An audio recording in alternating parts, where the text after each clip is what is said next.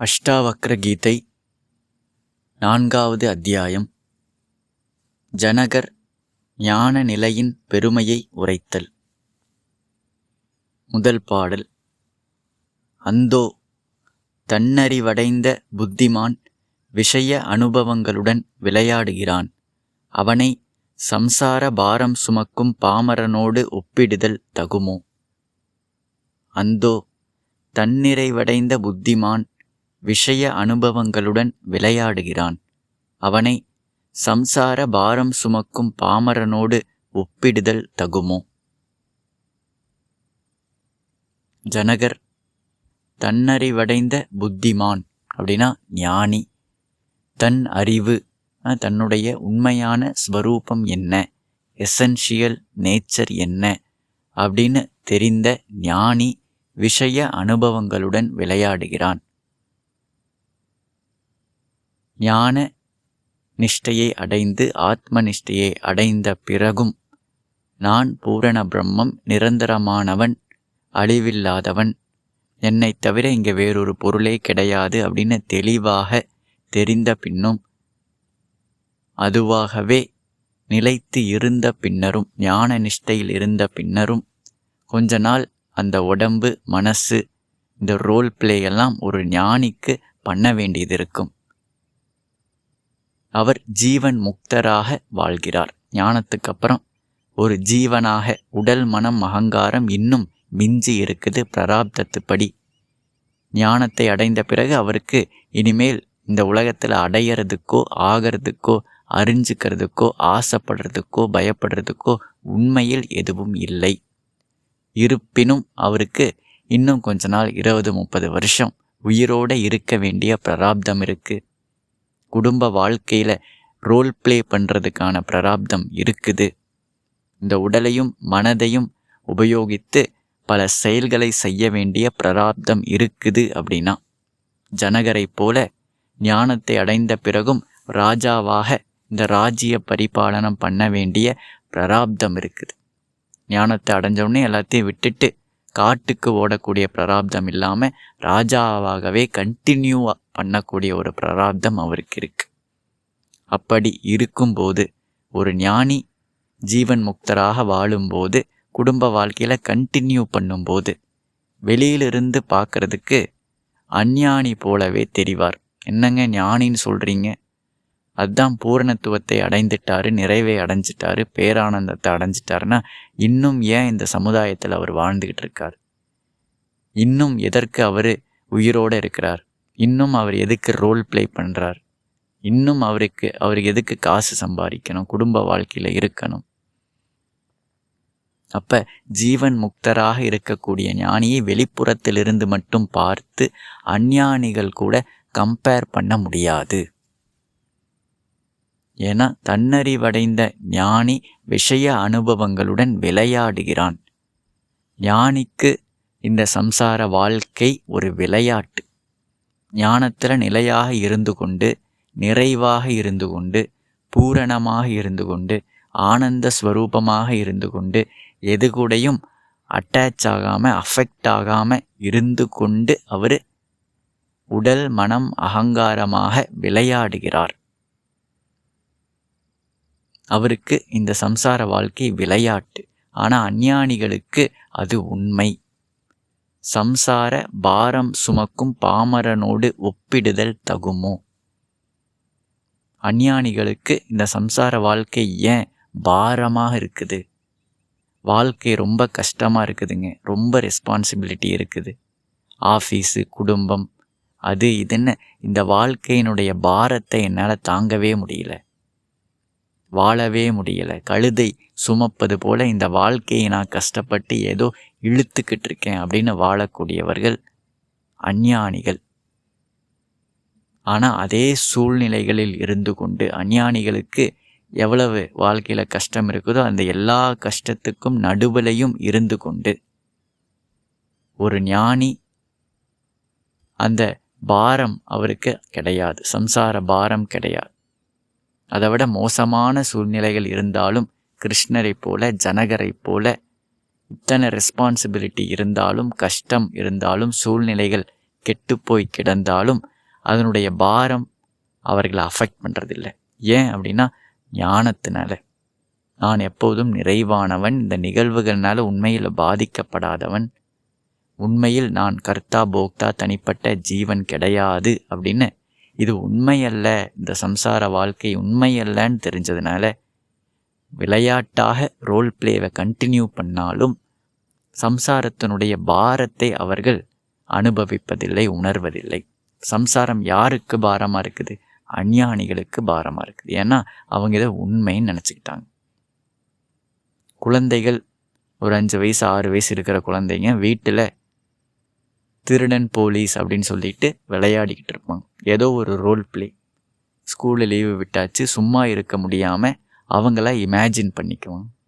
ஒரு குழந்தை நான் போலீஸு, இன்னொரு குழந்தை நீ திருடன், நீ ஓடு, நான் உன்னை துரத்தி பிடிக்கிறேன். அவங்களுக்கு தெரியும் நான் உண்மையில் போலீஸ் கிடையாது, இவன் உண்மையில் திருடன் கிடையாது. ஆனால் இமேஜினேஷன் பண்ணி விளையாடிக்கலாம். விளையாடும்போது துரத்தி ஓடும்போது கை கால் வலிக்க தான் செய்யும். 1 மணி நேரம் 2 மணி நேரம் துரத்திக்கிட்டு இருந்தால் கை கால் வலிக்கத்தான் செய்யும்.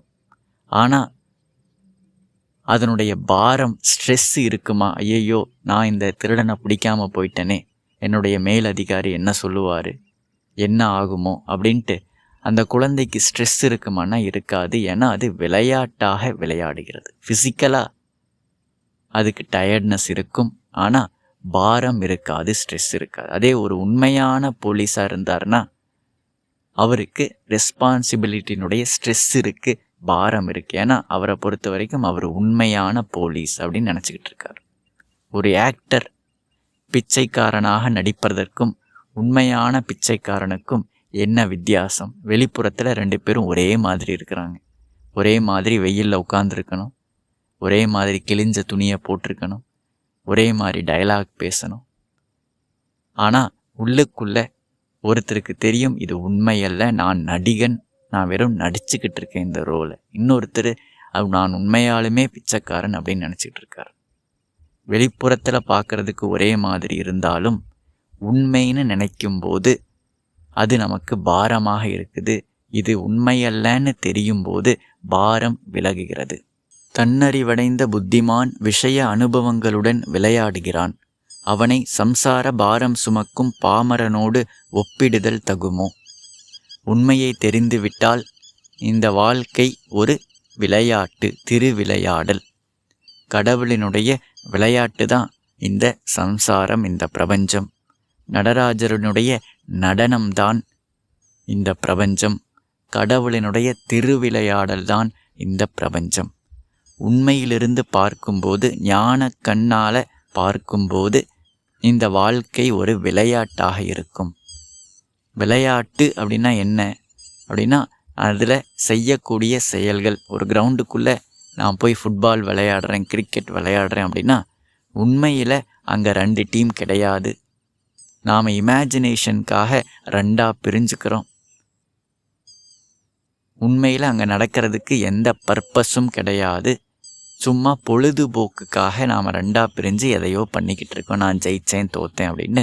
உண்மையில் அப்படி யாரும் ஜெயிக்கவும் இல்லை, தோற்கவும் இல்லை.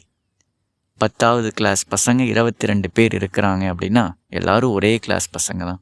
ஆனால் கேம்ஸ் பீரியட் வரும்போது 11 பேராக பிரிஞ்சு ஒரு இமேஜினரி டீம் அடையாளத்தை எடுத்துக்கிட்டு கலர் கலராக டிஷர்ட், எல்லோ கலர், ப்ளூ கலர்னு போட்டுக்கிட்டு இமேஜின் பண்ணி விளையாடுறாங்க. உண்மை அல்ல, ஆனால் விளையாடணுன்னா இமேஜினேஷன் பண்ணிக்கணும். உண்மையில் அந்த விளையாட்டினுடைய நிகழ்வுகள், அதனுடைய ரிசல்ட்டு நம்மளை உண்மையாலுமே பாதிக்காது. இப்போ உண்மையல்லன்னு தெரிஞ்சும் இமேஜின் பண்ணி 2ஆக பிரிஞ்சு ஒரு செயலை செய்தால் அது விளையாட்டு. அந்த மாதிரி ஞானிக்கு தெரியும் எல்லாமே பிரம்மம்தான், ஒரே ஒரு ஆத்மா தான் இருக்குது, பிரம்மம் தான் இருக்குது, ஒரே ஒரு பேரிருப்பு, பேரறிவு, பேரானந்தம் அது மட்டும்தான் இருக்குது. ஆனால் அதுவே பல பொருட்களாக தெரிகிறது. ஜீவனாகவும் ஜீவன் அனுபவிக்கக்கூடிய உலகமாகவும் தெரிகிறது. இமேஜினேஷனில் மாயையினால் தெரிகிறது. இப்போ இது உண்மை அல்ல. உண்மையாலுமே இது நம்மை பாதிக்காது, ஆத்மாவாகிய நம்மை அது பாதிக்காதுன்னு தெரிந்து விளையாடுவது திருவிளையாடல். அவருக்கு சம்சாரம் விளையாட்டாக இருக்குது. ஆனால் அஞ்ஞானிக்கு அது வினையாக இருக்குது, உண்மையாக இருக்குது. எப்படி? விளையாட்டு போக போக ஒரே கிளாஸ் பசங்க இமேஜினேஷனுக்கு 2ஆக பிரிஞ்சுக்கிட்டு குதூகலமாக ஆரம்பத்தில் விளையாடுவாங்க. அதுவே போக போக தன்னிலை மறந்து, நாமெல்லாம் ஒரே கிளாஸ் பசங்க அப்படிங்கிறது மறந்து, நாமெல்லாம் ஃப்ரெண்ட்ஸுங்கிறது மறந்து, அந்த இமேஜினரி டீம் அடையாளம், தனித்தனி டீம், நாம் வேறு டீமு அவங்க வேறு டீம் அப்படிங்கிற அடையாளத்தை அதிகமாக உள்ளே எடுக்க எடுக்க அது உண்மையினே நினச்சி விளையாட போக போக தன்னுடைய உண்மையான அடையாளத்தை மறந்து இந்த டீம் அடையாளத்துக்கு வர வர வெறுப்பு அதிகமாகும். ஆழமாக அந்த விளையாட்டுனால பாதிக்கப்படுவாங்க. அப்போ ஆரம்பத்தில் சந்தோஷமாக விளையாண்ட குழந்தைகள் போக போக அடிதடி, ஒருத்தர் சண்டை போட்டுக்கிறது, வெறுப்பு வரைக்கும் போயிடும். அப்போ விளையாட்டு எப்போ வினையாகுது அப்படின்னா, தன்னுடைய அடையாளத்தை, உண்மையான அடையாளத்தை மறந்து இந்த இமேஜினரி அடையாளத்து கூட அது உண்மைன்னு நினச்சி ஒன்றி ஈடுபாட்டோட விளையாட்டு வினையாயிரும். அந்த மாதிரி தான் நம்மளுடைய உண்மையான சுரூபமான ஆத்மாவை மறந்து நான் ஒரு தனிப்பட்ட ஜீவன், இந்த பயாலஜிக்கல் டிஷர்ட், எப்படி குழந்தைகள் தனித்தனி டீம்னு அடையாளப்படுத்துக்கிறதுக்கு ஏதோ ஒரு எல்லோ டிஷர்ட், ப்ளூ டிஷர்ட்னு அவங்களுடைய யூனிஃபார்ம் மேலேயே போட்டுக்குவாங்க. அப்போ தான் வேறு டீம் மாதிரி தெரியும். அந்த மாதிரி பிரம்மமானது வேறு டிஷர்ட், பயாலஜிக்கல் டிஷர்ட்டை போட்டுக்குது. ஒரே பிரம்மமானது, ஒரே 10வது கிளாஸ் பசங்க, ஒரே யூனிஃபார்ம் எல்லாத்துக்கும் இருக்குது. அதுக்கு மேலே விதவிதமாக தனித்தனியாக டிஷர்ட் போட்டுக்கிட்டாங்க. ஒரே பிரம்மமானது, உருவம் இல்லாதது, விளையாட்டுக்காக இந்த பிரபஞ்சம்ங்கிற கிரவுண்டுக்குள்ளே விளையாட்டுக்காக தனித்தனி பயாலஜிக்கல் டிஷர்ட்டை போட்டுக்கிட்டு விளையாடுது. ஆனால் கொஞ்சம் கொஞ்சமாக தன்னுடைய உண்மையான ஸ்வரூபத்தை மறந்து இந்த உடல் மனம் அகங்காரம்ங்கிற இந்த டிஷர்ட்டு கூட அடையாளப்படுத்த தன்னை ஒரு ஜீவனாக மட்டும் நினச்சிக்கிட்டு இருக்கும்போது விளையாட்டு வினையாகுது. அதனால தான் பாரம், விளையாட்டு எந்த அளவுக்கு ஒரு விளையாடக்கூடிய பையனை அஃபெக்ட் பண்ணும் அப்படிங்கிறது, அவன் எந்த அளவுக்கு தன்னை மறந்து அந்த டீம் கூட அடையாளப்படுத்தியிருக்கிறான். ரொம்ப அடையாளப்படுத்திட்டான் அப்படின்னா அந்த விளையாட்டு அவனை ரொம்ப பாதிக்கும். நைட்டு விளையாட்டு முடிஞ்சதுக்கப்புறம் கூட நைட்டு தூங்க முடியாது. ஏன்னா அந்த அளவுக்கு டீம் ஐடென்டிட்டி ரொம்ப அதிகமாக இருக்குது. இந்த சம்சார வாழ்க்கை எந்த அளவுக்கு நம்மை பாதிக்கும், எவ்வளவு பாரமாக நாம் உணர்வோம் அப்படிங்கிறது, நான் எந்த அளவுக்கு அடையாளப்படுத்தியிருக்கேன், நான் தனிப்பட்ட ஜீவன் அப்படிங்கிறத எந்த அளவுக்கு நான் உண்மைன்னு நினச்சிக்கிட்டு இருக்கேனோ அதுக்கு ப்ரொப்போஷனலாக தான் இந்த வாழ்க்கை நமக்கு பாரமாக தோன்றும். எவ்வளவு வெயிட்டை நாம் ஃபீல் பண்ணுறோங்கிறது, எந்த அளவுக்கு நாம் ஒரு தனிப்பட்ட ஜீவன் அப்படின்னு அடையாளப்படுத்தி வச்சுருக்கோம், எவ்வளவு பெரிய அகங்காரம் இருக்குது, இந்த அகங்காரத்தை எவ்வளவு உண்மைன்னு நினச்சிக்கிட்டு இருக்கிறோமோ அந்த அளவுக்கு அதுக்கு எக்ஸாக்ட் ப்ரொப்போஷ்னலாக நம்ம இந்த சம்சார வாழ்க்கையினுடைய பாரத்தை உணர்வோம். ஞானி இந்த அகங்காரம் உண்மையல்ல, அது நான் அல்ல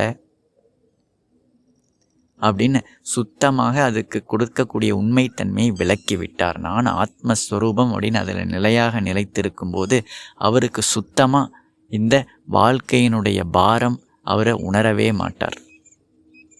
நான் 10வது கிளாஸ் பசங்க தான், எல்லாரும் நம்ம கிளாஸ் பசங்க தான் தெரிஞ்சு விளையாடக்கூடிய ஒரு ஸ்டூடெண்ட்டுக்கு இந்த விளையாட்டு பாதிக்காது, அதனால் வரக்கூடிய ரிசல்ட்டு பாதிக்காது.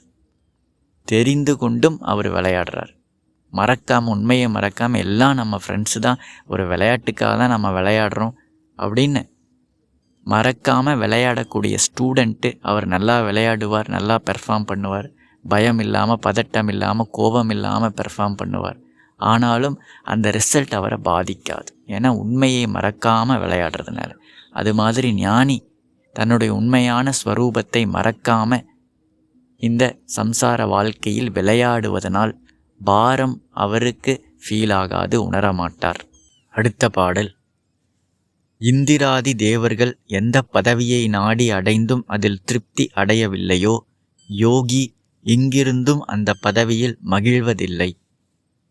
இந்திராதி தேவர்கள் எந்த பதவியை நாடி அடைந்தும் அதில் திருப்தி அடையவில்லையோ, யோகி இங்கிருந்தும் அந்த பதவியில் மகிழ்வதில்லை.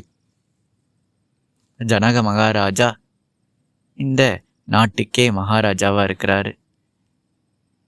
இந்த உலகத்தில் அடைய வேண்டியதெல்லாம் அவர் அடைஞ்சிட்டார். இனிமேல் மேலுலகத்தில் எதையாவது அடையிறதுக்கு பாடுபடலாமா? ஏன்னா பூ உலகில் அடைய வேண்டியது எல்லாத்தையும் அடைஞ்சாச்சு.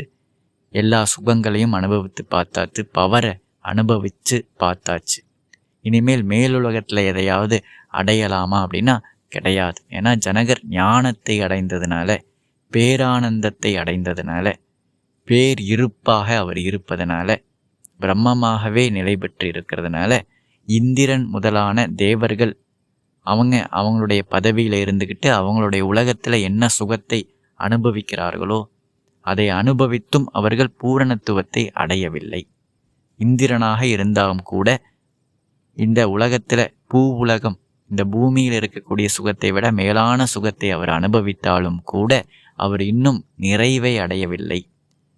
எப்பேற்பட்ட நாமரூபமாக இருந்தாலும் தனிப்பட்ட ஜீவன் நான் அப்படின்னு இருக்கிற வரைக்கும் அது எவ்வளவு கிராஸாக, எவ்வளவு சட்டிலாக இருந்தாலும், எவ்வளவு ரீஃபைண்டாக இருந்தாலும், ஞானத்தை அடையாத வரை, நான் பிரம்மம் இருப்பதெல்லாம் ஒரு பொருள் அப்படின்னு தெரியாத வரைக்கும் குறை இருந்துக்கிட்டே தான் இருக்கும். நிறைவை அடைய முடியாது.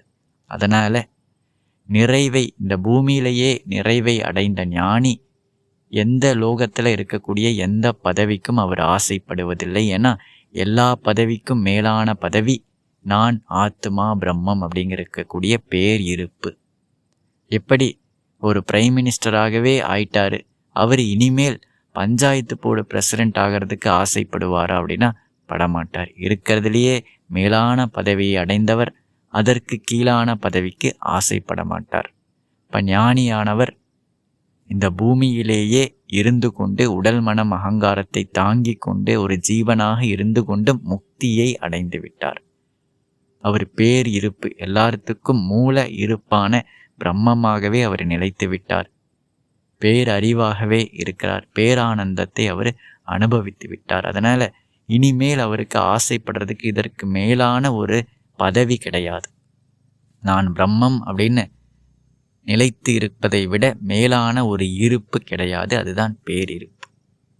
நான் பெரிய ஆளாகணும் அப்படின்னா பிரம்மமாக இருப்பதை விட மேலான ஒரு இருப்பு, பெரிய இருப்பு கிடையாது. நான் எல்லாத்தையும் தெரிஞ்சுக்கணும் அப்படின்னா பிரம்மத்தை தெரிவதை விட, தெரிந்துக்கிறதுக்கப்புறம் அதை விட வேறான ஒரு அறிவு, இனிமேல் தெரிஞ்சுக்கிறதுக்கு புதுசாக ஒன்றும் கிடையாது. ஏன்னா எல்லாமே அதுதான். பிரம்ம ஆனந்தத்தை அனுபவித்ததுக்கப்புறம் ஸ்வரூப ஆனந்தத்தை, சச்சித ஆனந்தத்தை, பேரானந்தத்தை அனுபவித்ததுக்கப்புறம் இனிமேல் இதைவிட மேலான ஒரு ஆனந்தம் அனுபவிப்பதற்கு கிடையாது. அதனால் ஞானி அப்படிங்கிறவர் எதற்குமே ஆசைப்படாமல் ஏன் இருக்கிறார் அப்படின்னா எல்லாத்துக்கும் மேலான பதவி, இருப்பு, அறிவு, ஆனந்தம் கிடைச்சதுனால இனிமேல் இதை ஏடான் பண்ண முடியாது. அவர் நிறைந்து விட்டார். இனிமேல் எதை கொண்டும் அதை இன்னும் கொஞ்சம் அதிகப்படுத்த முடியாது. ஏற்கனவே மேக்சிமம் ஆனந்தத்தை அவர் அடைஞ்சிட்டார். இனிமேல் எதை பண்ணியும் அவருடைய ஆனந்தம் மேல் இன்னும் கொஞ்சம் அதிகமாகிறதுக்கு வாய்ப்பே கிடையாது. இருக்கிறதுலேயே ஹையஸ்ட் பதவியை அவர் அடைஞ்சிட்டார். இனிமேல் எதை பண்ணியும் கொஞ்சம் அவருடைய பொசிஷனை இன்க்ரீஸ் பண்ண முடியாது, இம்ப்ரூவ் பண்ண முடியாது.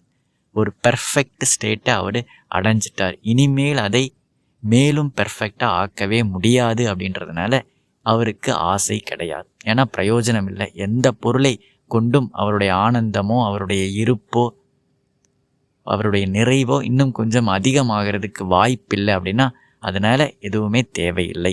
இந்த உலகத்திலையும் எதுவும் தேவையில்லை. வேறு எவ்வளவு ரீஃபைன்டு உலகமாக இருந்தாலும் அதுலேயும் எந்த பொருள் மேலேயும் ஆசை இல்லை. ஏன்னா அது எல்லாமே இப்போ யூஸ்லெஸ், இர்ரிலவெண்ட். அந்த எந்த பொருளுமே எந்த அனுபவமுமே அவருக்கு எதையுமே கான்ட்ரிபியூட் பண்ண முடியாது. ஏற்கனவே அவர் மேக்சிமம் எக்ஸிஸ்டன்ஸ் ஆனந்தத்தில் அவர் இருக்கிறார். அதனால் ஞானி ஆசை இல்லாமல் இருப்பவர். ஜீவன் முக்தருக்கு ஆசை ஏன் இல்லைன்னா அவருக்கு எல்லாமே கிடைச்சிருச்சு. எல்லாமாகவுமே ஆகிவிட்டார். எல்லாத்தையும் தெரிந்து கொண்டார். பேரானந்தத்தில் திளைத்திருக்கிறார். அப்படிங்கிறதுனால ஆசை இல்லாமல் இருக்கிறார். அடுத்த பாடல். வானத்தில் புகை படிந்திருப்பது போல தெரிந்தாலும் அதில் படியாதது போல் பாவ புண்ணியங்களின் ஸ்பரிசம் ஞானியின் உள்ளத்தை தீண்டுவதில்லை. வானத்தில் புகை படிந்திருப்பது போல தெரிந்தாலும் அதில் படியாதது போல் பாவ புண்ணியங்களின் ஸ்பரிசம் ஞானியின் உள்ளத்தை தீண்டுவதில்லை. பூமியிலிருந்து பார்க்கும்போது வானத்தில் ஏதோ ஒரு புகை இருக்குது. ஸ்பேஸை இந்த புகை இம்ப்யூர் பண்ணிருச்சு, கெடுத்துருச்சு. ஸ்பேஸை ஒரு புகை மூடிருச்சு, அஃபெக்ட் பண்ணிருச்சு, அந்த மாதிரி தெரியும். ஆனால் உண்மையில் ஸ்பேஸை எந்த புகையும் அசுத்தப்படுத்தவே முடியாது. வெளியிலிருந்து பார்க்கறதுக்கு ஒரு ஞானி ஜீவன் முக்தராக வாழ்ந்துக்கிட்டு இருக்கிறார், குடும்ப வாழ்க்கையில் இருக்கிறார் அப்படின்னா வெளியிலிருந்து பார்க்கும்போது அவருக்கும் வியாதி வருது, அவருக்கும் கஷ்டம் வருது, அவருக்கும் லாப நஷ்டம் வருது, இழப்புகள் வருது.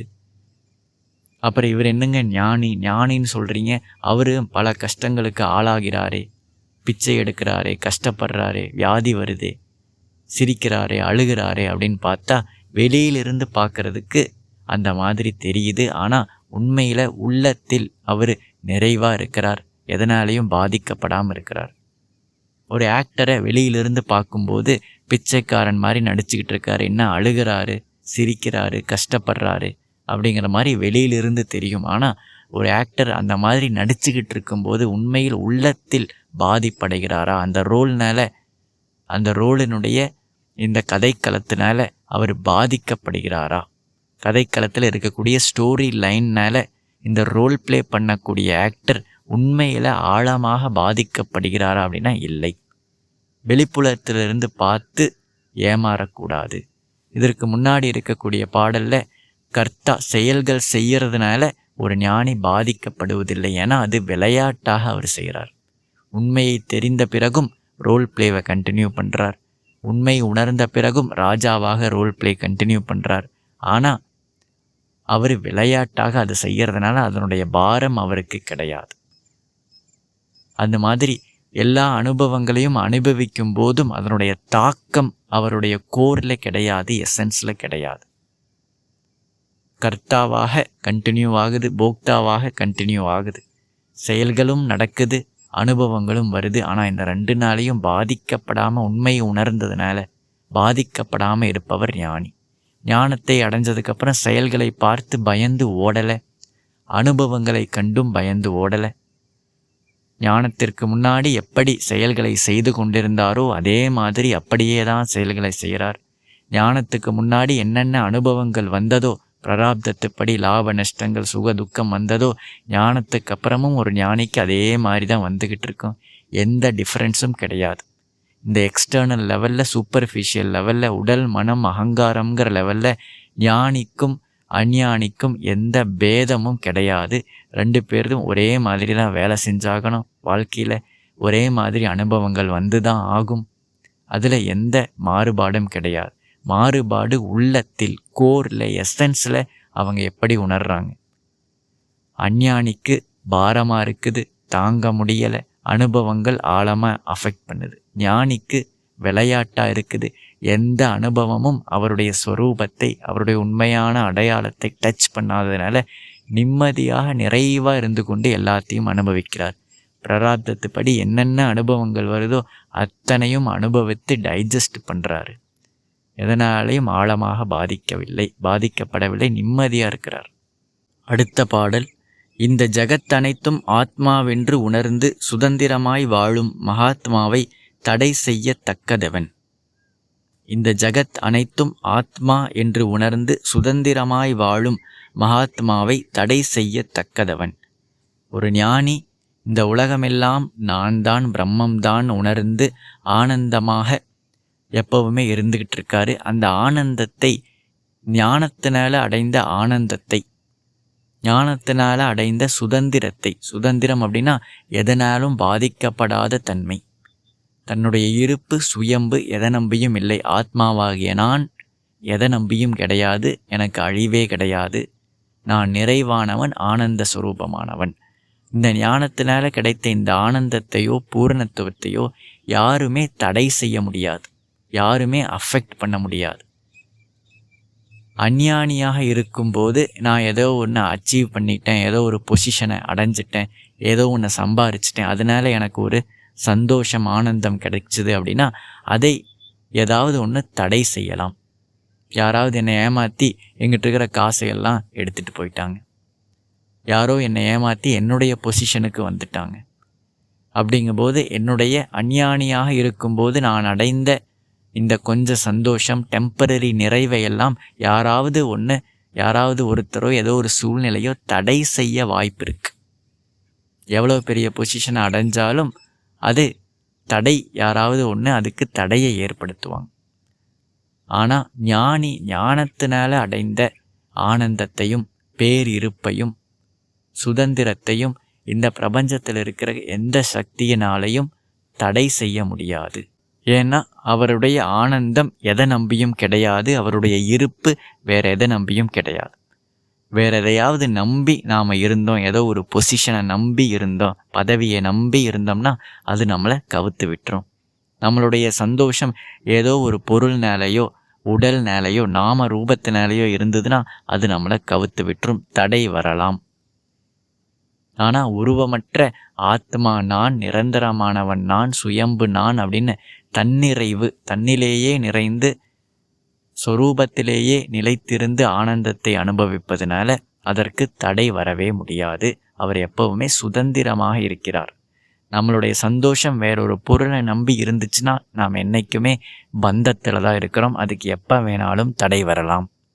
என்னுடைய ஃபைனான்ஷியல் ஸ்டேட்டஸ்லாம் நல்லா இருக்குது, என்னுடைய சொந்த பந்தங்கள் ரிலேஷன்ஷிப்லாம் நல்லா இருக்குது, என் உடம்பெல்லாம் நல்லா இருக்குது, அதனால் நான் நிறைவாக உணர்கிறேன், சந்தோஷப்படுகிறேன் அப்படின்னு சொன்னால் அது என்னைக்கு வேணாலும் மாறிடும். உடம்புக்கு எப்போ வேணாலும் வியாதி வரும், ஃபைனான்ஷியல் ஸ்டேட்டஸ் எப்போ வேணாலும் மாறிடும், ரிலேஷன்ஷிப்பு எப்போ வேணாலும் மாறிடும். இதையெல்லாம் நம்பி நான் நிறைவாக சந்தோஷமாக உணர்ந்தேன் அப்படின்னா அதற்கு எப்போ வேணாலும் தடை வரலாம்.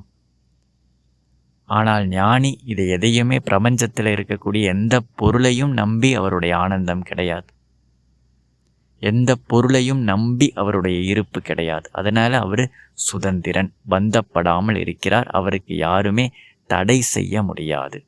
தன்னிலேயே நிறைந்தவர், தன்னிலேயே ஆனந்தத்தை உணர்ந்தவருக்கு யாருமே தடை செய்ய முடியாது.